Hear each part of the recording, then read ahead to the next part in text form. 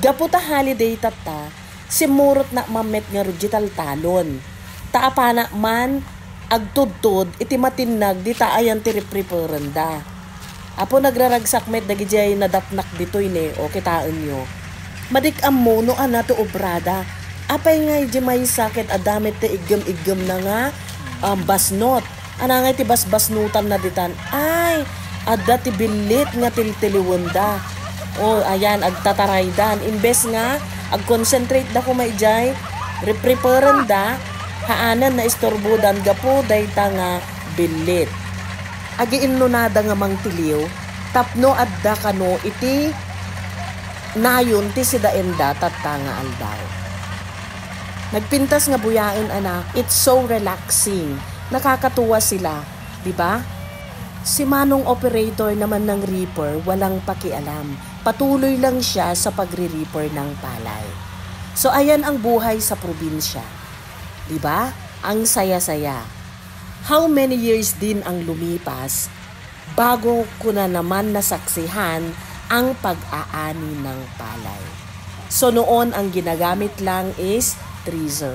Ngayon, reaper na. Mas pinabilis at mas kokonti lang na palay ang nahuhulog ngayon, hindi kagaya noon. Yun lang, dahil pupunta ako para magtudtod sa bukid, basit lang ti maalak tapta. Lugi ata ang pagpunta ko ngayon sa bukid.